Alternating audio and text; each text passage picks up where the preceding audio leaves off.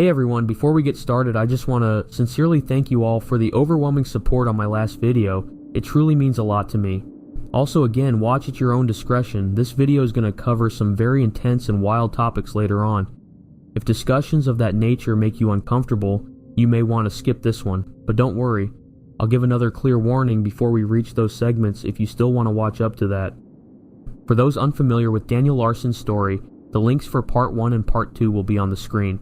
I highly recommend watching those first to fully understand the context leading up to this video. And that's where we'll begin, at the start of the infamous dog arc.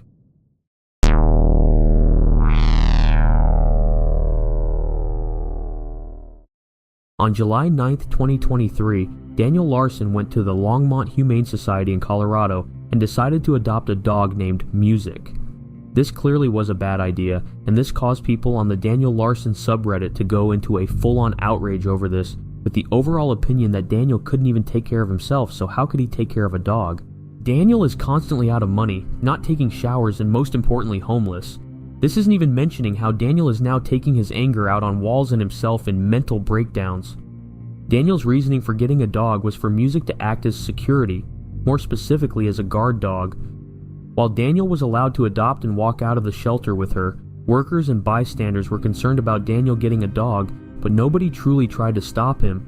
The adoption fee was likely around $100, which Daniel was easily able to afford due to his then active Cameo. While the shelter did not allow homeless people to adopt, Daniel lied on his application saying that he lived in an RV, which allowed him to adopt Music as they took Daniel by his word. On the Daniel Larson subreddit, a worker at the Longmont Humane Society posted what happened on July 11th, 2023. They admit that the animal shelter did not do any sort of background check on Daniel. The worker goes on to explain that people adopting animals and lying about their living conditions was common at the shelter, and from what the shelter claimed later on, many people of Daniel's stature passed through and were perfectly capable of caring for dogs. This incident was simply a technical issue on their part.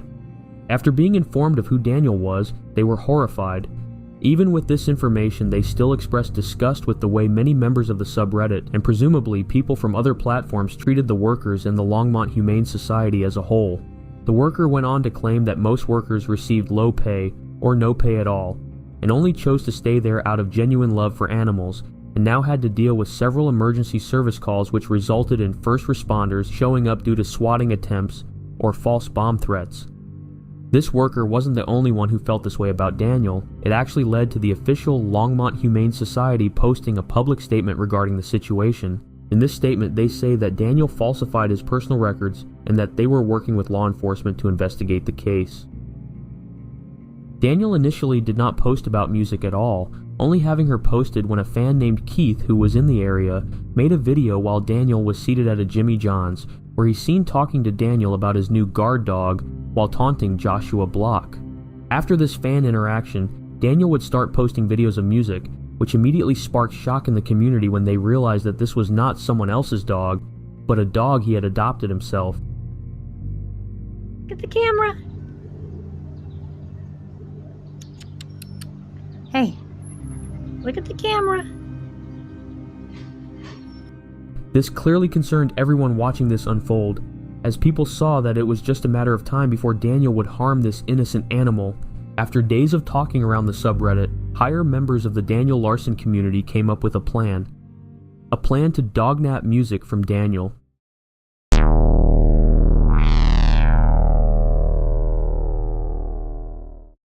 After a couple of days of talk in the subreddit, a member by the name of Goated Minds, who would later play a huge part in this arc, would finally manage to get a hold of Keith, the fan that was around Daniel recently, about why he hadn't said anything or shown any concern at all about the dog.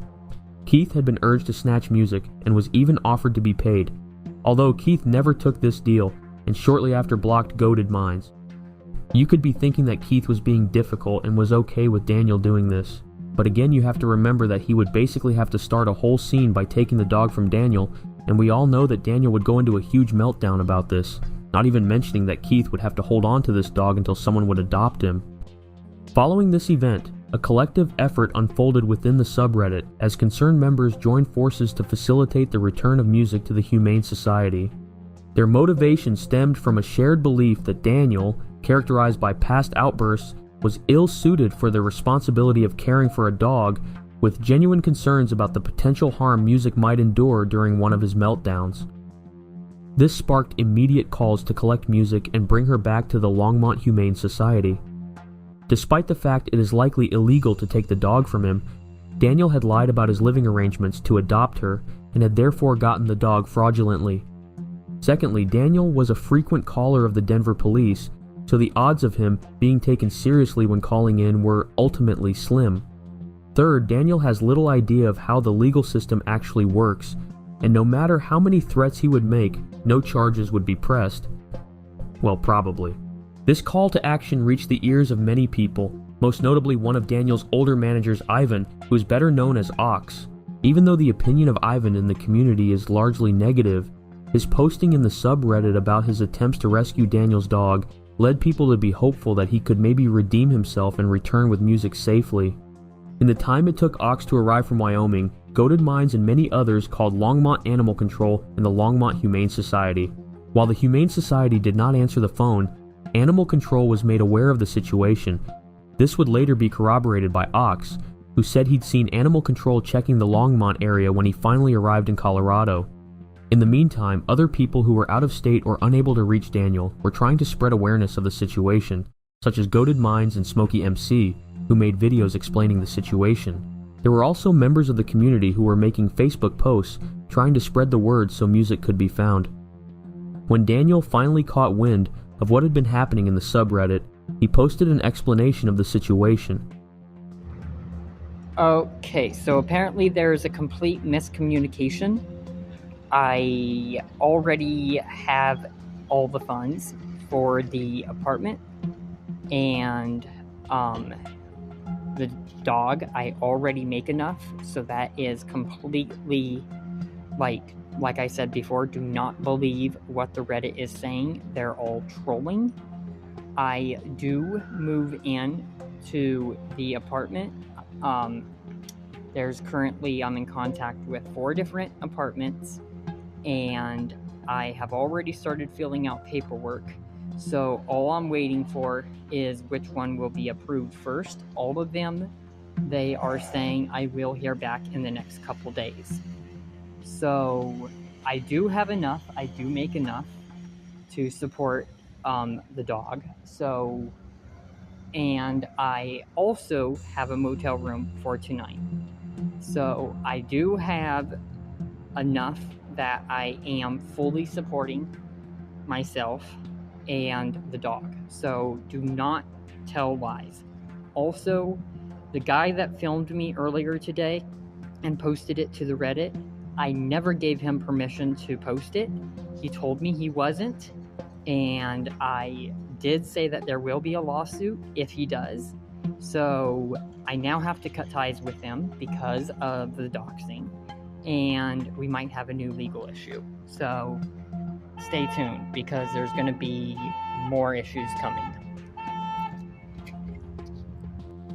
Daniel also addressed the food and water situation in his community post, claiming that he was providing Music with water every hour and had a bag of dog food that Music hadn't had interest in eating yet. These statements are both likely true. Adoption centers usually provide dog food when adopting from their centers, and it's common for dogs that just got adopted to not eat the first days of being in a new situation. Which this could all make sense if Daniel didn't later state that he believes that a puppuccino from Starbucks and nachos was good food to feed a dog. While efforts were underway to rescue Music, concerns heightened as the weather forecast predicted temperatures exceeding 90 degrees. Such conditions posed a significant threat to Music, especially considering Daniel's known habit of walking long distances for various reasons. The scorching heat, without proper cooling or water, could potentially prove fatal for a dog of Music's size, lacking access to essential elements like shade and rest. During this time, Daniel's online presence grew notably silent, eventually leading him to Union Station in Denver, where he met with a group of young men. These individuals were later revealed to be associated with a collective known as Expo Productions, specializing in the creation of music videos. Having previously spent time with Daniel, their connection led people to believe that they were well informed about the situation and familiar with Daniel's identity. Following their meeting at Union Station, the group proceeded to a bridge along Riverway with the intention of shooting another music video. Soon after, Daniel initiated a live stream on his YouTube channel, Daniel Larson NYC 13. Concurrently, community members mobilized to determine Daniel's location, hoping to facilitate animal control intervention for the retrieval of music. To comply with subreddit rules against doxing, several individuals, including Goated Minds, established Discord servers where collaborative efforts were made to locate Daniel and music. Within these servers, members posted on Longmont and Denver pages encouraging residents to stay vigilant and promptly report any sightings of Daniel. Some individuals expressed concerns about his mental well-being, claiming to have seen him in the area. This collective effort aimed to prioritize music's safety and address the potential risks associated with Daniel's actions. While the live stream went on, it seemed as though music was mostly ignoring Daniel. He had repeatedly tried to call her name to get her attention, though she did not listen to Daniel. Additionally, he would constantly refer to music as a he. Music would also frequently bark at the people around Daniel, which was probably a sign of stress.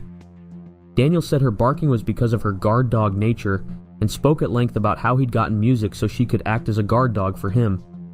The live stream remained relatively uneventful as members of Expo Productions continued filming their music video. Eventually, Daniel's location was identified. Upon discovery, concerned fans swiftly contacted Animal Control, providing details about Daniel's whereabouts and his reported history of mistreatment. Animal Control assured they would dispatch someone to the area. As the live stream came to a close, Daniel announced that he was going to Starbucks, meaning Animal Control had missed their window of opportunity. After missing many opportunities to save music, Ox announced he was officially out of the search and had to go back to Los Angeles. Disappointed in the efforts made so far, one last attempt was made to rescue music.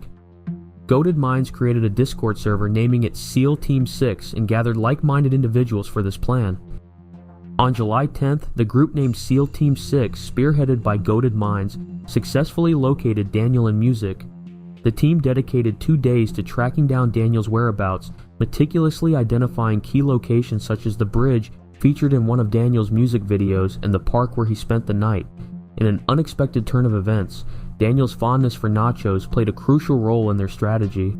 On July 11th, 2023, Ween Ween Music, also known as Ween, managed to rescue music by pinpointing the restaurant where Daniel was lingering.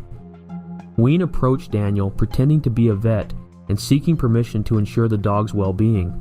Seizing the opportunity, Ween calmly walked away with music, placing her in their car. Shortly after, Ween initiated a voice call in the SEAL Team Discord server, followed by Goated Minds posting an image of music on Reddit, accompanied by the reassuring caption, "Music is safe." Goated Minds shared a subsequent update confirming that music was en route to Longmont with one of the animal caretakers. This announcement was swiftly followed by another post upon music's safe arrival. It appeared that the collective efforts of the community had finally paid off. However, what unfolded in response to the dog napping caught everyone off guard.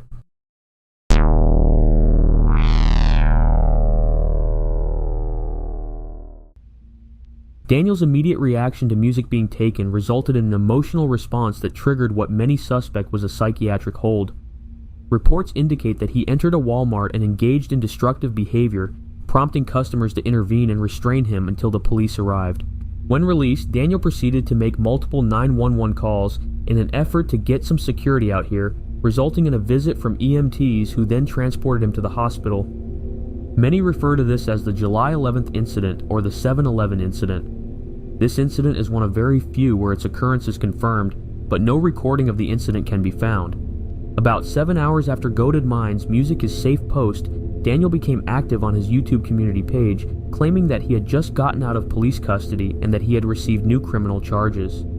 He asked the community to help him get music back and alleged that World of T-Shirts was somehow connected to the dog napping situation.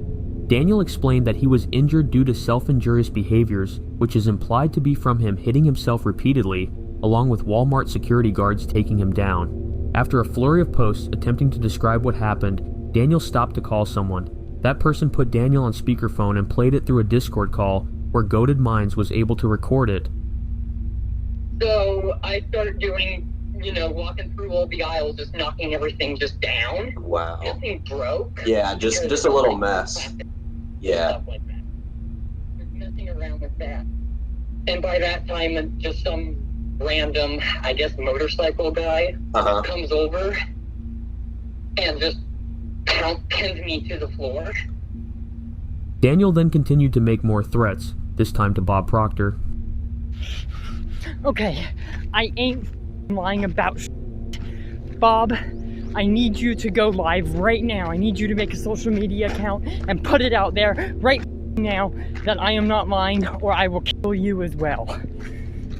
My life is in danger right now. After this, Daniel then goes on another video and he threatened to blow up the White House.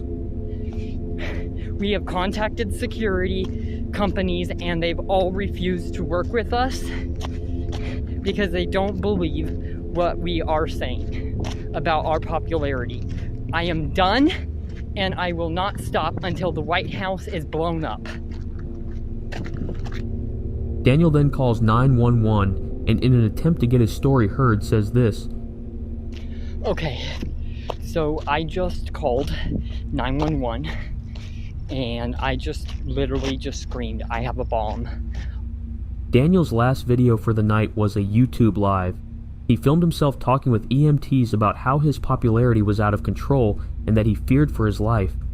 He explained multiple times that the reason for his behavior and multiple 911 calls was to have his story heard. In the course of this incident, Daniel faced additional charges related to causing $500 in damages to a wall at the School of Mines. The live stream concluded as he arrived at the hospital, bracing for a visit to the mental health unit and potentially engaging with social service workers. Also, Daniel was not permitted to have a phone in the unit, marking the onset of what some have referred to as a new dark age for him.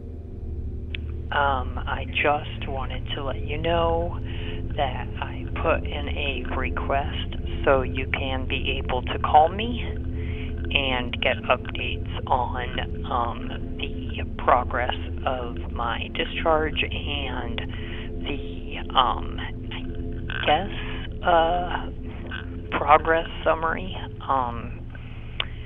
if you really want that information. In the meantime, I just wanted to call and let you know that. Anyways, the phones do get cut off at 10 p.m. and they do turn back on in the morning.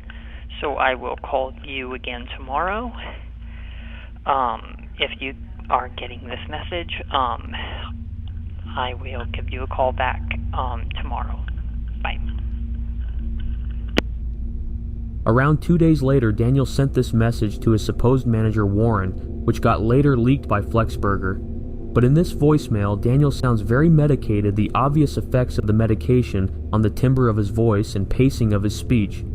This call is perhaps most notable for Daniel's correct pronunciation of the word request, a word he usually pronounces as request, and I think this is by far the most normal sounding Daniels has ever been. On July 19th, 2023, 8 days after the livestream, Daniel was finally released from the mental health unit. Not long after, Daniel stated that he still needed to find his dog and that he had also filed charges against the dog napper. Daniel also made a post claiming that the mental health hospital didn't put him on any medication. He later uploaded a video titled Proof Daniel Larson Can Take Care of a Dog, which was just a video of Daniel giving Music some water. Following this event, animal shelters or any place for adopting pets in Daniel's area had been made aware to not give him any type of animal, so the likelihood of there being a sequel to this arc is unlikely.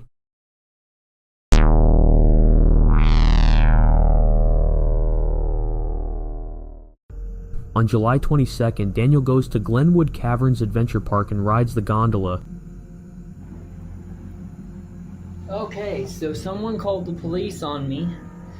And I got trespassed from the hotel Glenwood Springs, permanently trespassed. Somebody called the police on me, claimed that I had I was filming kids, is what they claimed. After the police showed up, they didn't find anything, and they cleared me, and, because the police were called to that location, they permanently trespassed me. So, I know the person who possibly called. I've been having issues with this person for a long time. and we are working on a current lawsuit against him. In the video, he mentions that he was kicked out of a hotel because someone called the cops on him, claiming he was filming kids. He also mentions that he has been delaying his posts due to doxing. Daniel then starts spam posting as usual on his YouTube community tab, including claiming he's being blackmailed and sharing falsified tweets by the FBI claiming to be aware of Daniel's P3DO allegations and stating that they're searching for him. He posts repeatedly, listing off celebrities he would have certain relations with and threatens to die in GTA himself. He additionally claims that Goated Minds stole World of T-Shirts dog and that Flexburger has obtained his new number. The day after this meltdown on the community section, Daniel claimed on July 24th that the FBI arrested Grace Vanderwall due to her associations with him. Okay, this is the code silver. Grace Vanderwall just had the FBI show up at her house. She is being taken into custody. She's literally being taken into custody right now. And the FBI is trying to find me to take me to Russia. This is confirmed. My assistant, Warren, is freaking out, and he literally just said, like, what the actual... while I was on the phone with him. Like, this is no joke. This is real. And anyone who's not believing this is insane. I am not a threat. And neither is Grace. And you guys are involving Grace in the middle of this. The second stream had an interesting interaction between Daniel and someone who knew him before his fame. The unknown person asked Daniel how he was doing and offered their condolences for his grandmother's passing. I heard your grandma died. Yes. It's hard. Yeah, it is. It was sad when I heard that too. You know, your Nana and I had a good relationship. Mm-hmm. Yeah. We were just talking about you the other day. But Okay. yeah. Well, thank you. Yeah. Nice seeing you. You two, Danny, be careful, all right? All right, will do. Okay. Not even 2 days later, another incident sparked.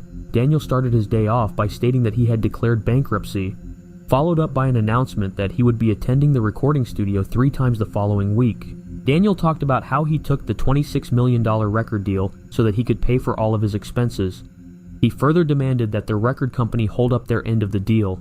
He also stated that he had chosen to stay on the streets until he had accumulated $10,000 in his bank account. After getting angry at his record label, Daniel threw a rock at a gas station window, breaking it. This is because the label does at me and tells me to Bob. I broke a gas station window with a rock.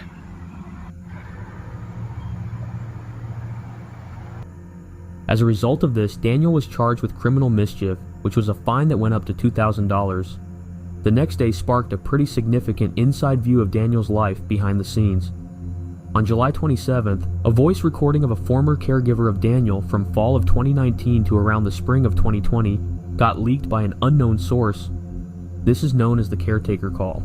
And before I play this video, I need to put a warning. This call includes some disturbing things and is also quite lengthy, so a timestamp will appear on the screen to skip to if you need it. But with that out of the way, here's the video. Daniel, he moved in fall of 2019 and he was kicked out spring of 2020.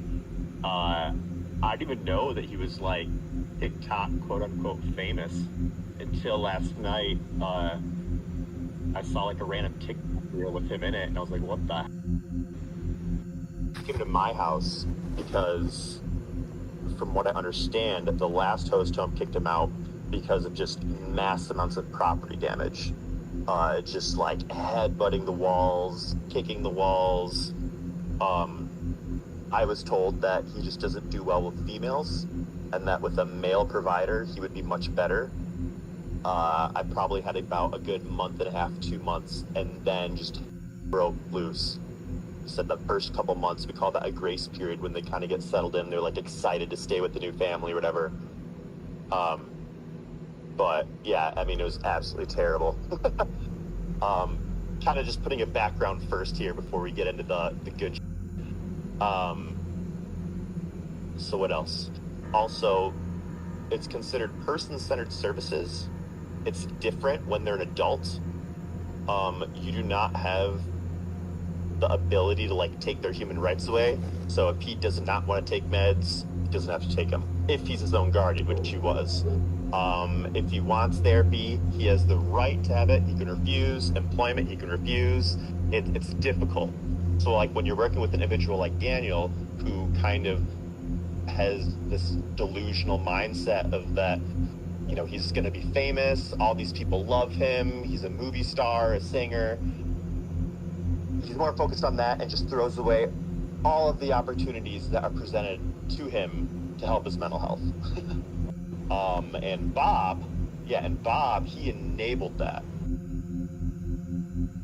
Yeah, he came over to the house multiple times. Honestly, like, as a person, Bob's great.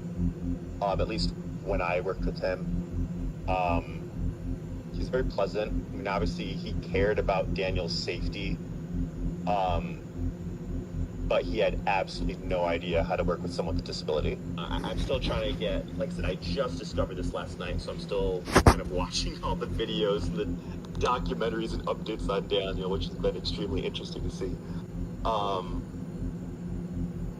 mean, yeah, like in the home, I advocated for him to get SOB therapy, which is therapy for individuals who engage in like grooming, potential like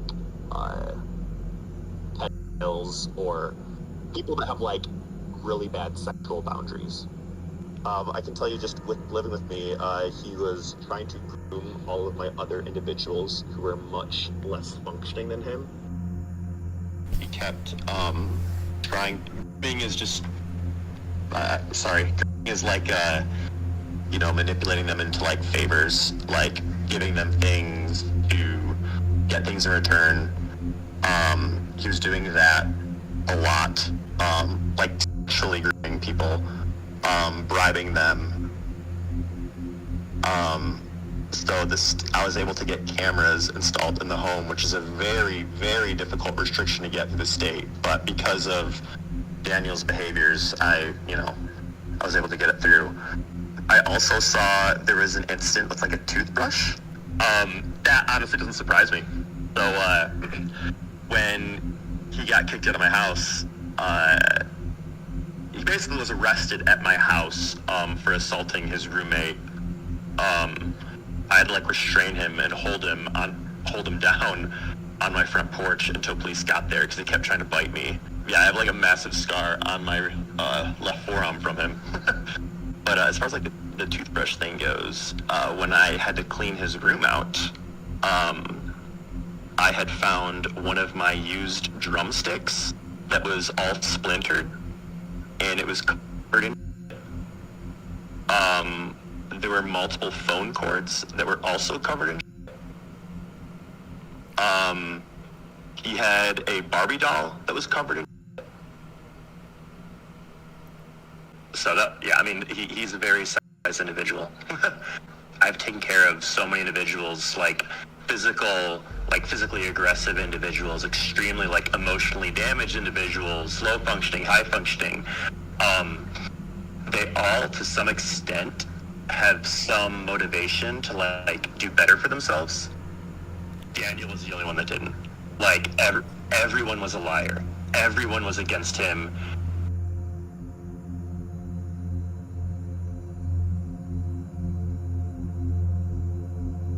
I know him very well. Do you know... So Ryan lives with me still. Yes, I've had Ryan from the start. Ryan has some similar behaviors to Daniel, but Ryan isn't quite as high functioning, and he doesn't understand his actions as much. Typically Ryan will group people, but Daniel kind of being more alpha in the sense that he has a little, his IQ is a bit higher, Daniel would group him instead. And yeah, that was one of the individuals that I was talking about earlier, that he kept grouping in the household. There were multiple times where I would wake up in the middle of the night because my cameras would go off, and Daniel would try to sneak into Ryan's room. Yeah, it went back and forth, but with no doubt in my mind, Daniel kind of controlled that situation. Yeah, I mean, he always used the term his fans, like, oh, my fans need to know what I'm doing, or my fans are waiting for me. That's why he refused to go into like day programs. They're kind of like a day rehabilitation center. He didn't want to engage in any of that because he was too devoted to, his fans. He did smell absolutely terrible. He would never shower ever. And when he lived with me, he was really big into running. He would run miles a day. He used to do like 5K races and other stuff like that. He would run 10 miles and then just refuse to take a shower, and all I could smell was just sweat throughout my house.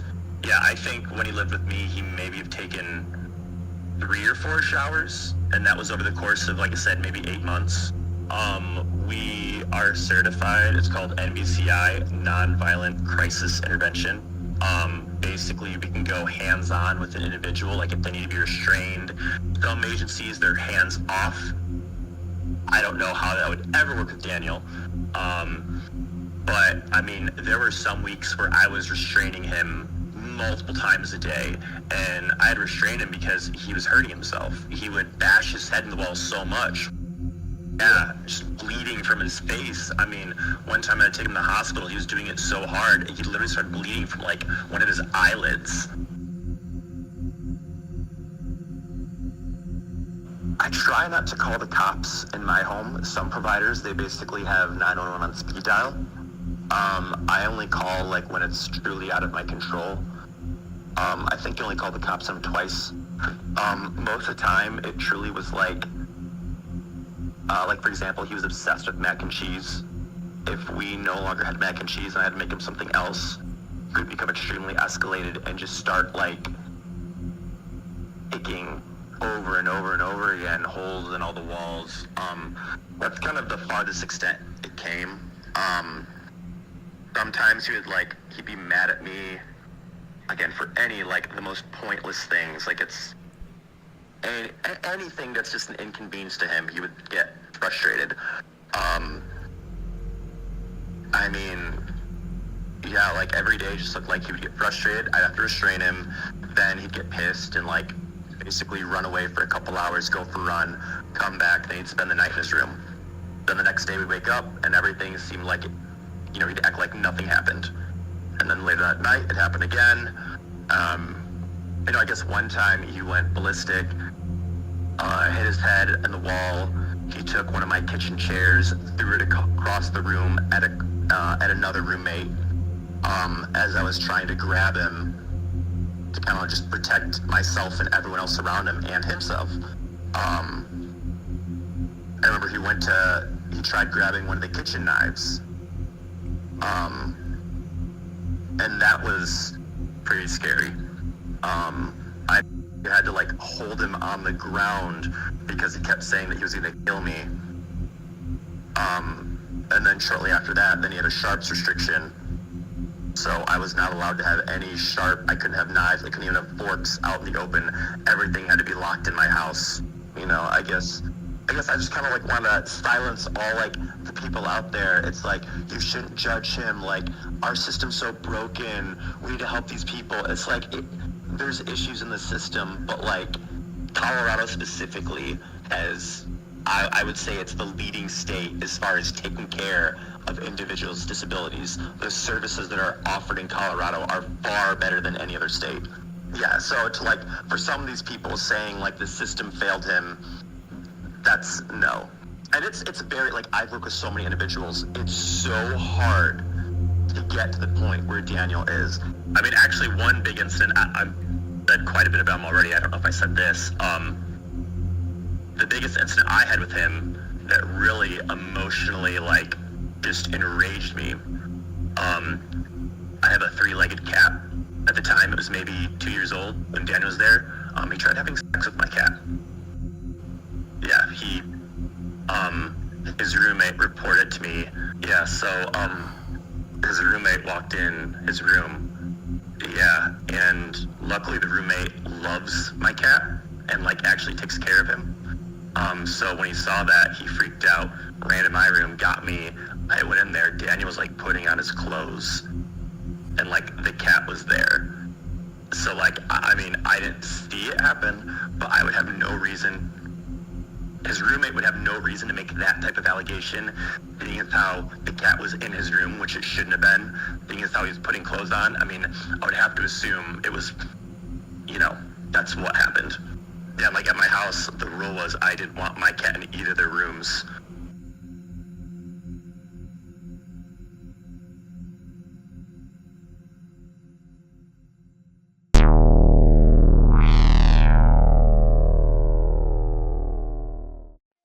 To wrap things up, this video has shown yet another example of how Daniel Larson's behavior and mental state make it extremely challenging to justify or excuse his actions. Before hearing the disturbing first-hand account from his former caregiver, there was still some uncertainty around the level of support and treatment he was receiving.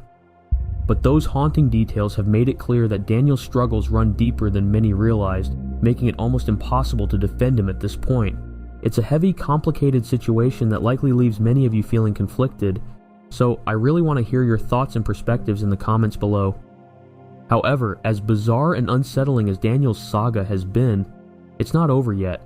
We still have one final video remaining to cover all the latest developments and bring us up to the present day.